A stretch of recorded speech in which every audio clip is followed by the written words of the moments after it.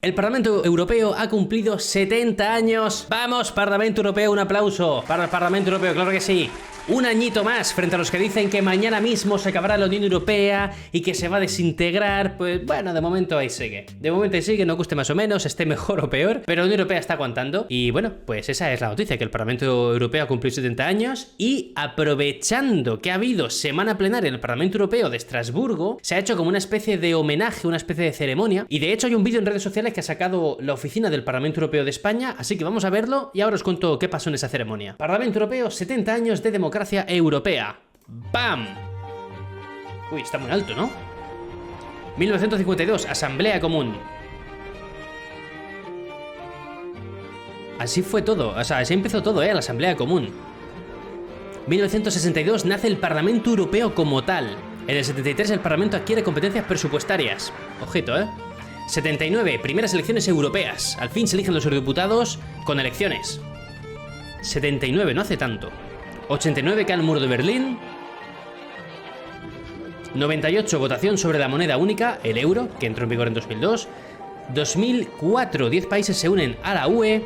2006, el Parlamento obtiene más competencias legislativas aún. 2019, la mayor participación electoral en elecciones europeas. 2020, el Brexit, adiós Reino Unido. 2021, conferencia sobre el futuro de Europa, os he contado por aquí sobre la movida. 2022, la UE apoya a Ucrania.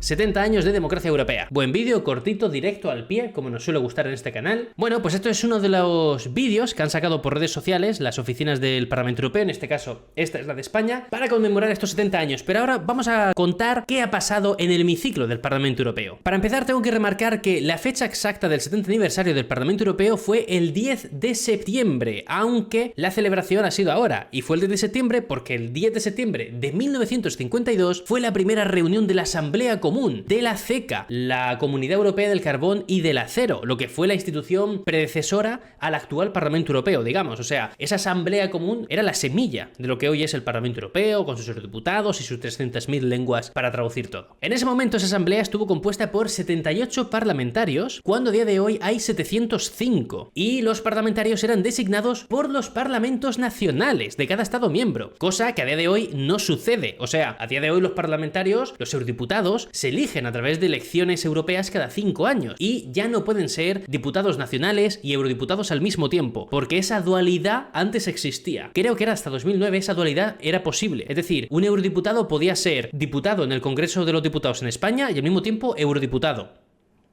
O sea, ¿cómo vas a ser eficiente, sabes? Suerte que se acabó con eso, sinceramente. Además, al principio cabe también decir que eran menos países, eran 6 países fundadores, que eran Francia, Alemania, Italia, Bélgica, Países Bajos y Luxemburgo. Y a día de hoy son 27 países. Pero vaya, que todo, absolutamente todo ha aumentado. O sea, también el número de lenguas habladas, el número de reuniones, el poder del propio Parlamento Europeo también ha aumentado para hacer que rindan cuentas instituciones como la Comisión Europea, por ejemplo. O sea, que todo en principio ha ido mejor en el Parlamento Europeo, aunque muchas veces nos quejamos con razón de que todavía hay cositas que mejorar. Es cierto que la historia nos dice que hoy el Parlamento siempre ha ido para arriba. Entonces, yendo a la ceremonia, la inauguró la presidenta del Parlamento Europeo, Roberta Metsola, y luego le siguieron discursos de los primeros ministros que albergan una de las sedes del Parlamento Europeo. Así, el primer ministro de Bélgica, Alexander De Croo, dijo lo siguiente: el proyecto político europeo actual está impulsado principalmente por ciudadanos visionarios, la gente de Europa que exige una respuesta de la Unión Europea a crisis como la migración,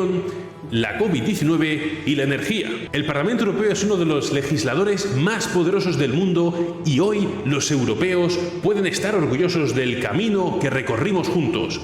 Esta casa representa la catarsis de una larga historia de violencia entre los países europeos. Representa lo mejor de nosotros, los europeos. Alexander De Croo intervino porque una de las sedes del Parlamento Europeo está en Bruselas, en Bélgica, y es la sede más usada con diferencia a lo largo de cada mes. Tras el primer ministro belga, vino el de Luxemburgo, Xavier Bettel, que dijo lo siguiente: 7 años después de la Segunda Guerra Mundial se decidió crear algo juntos. En aquellos días la gente no tenía derecho a vivir porque eran diferentes.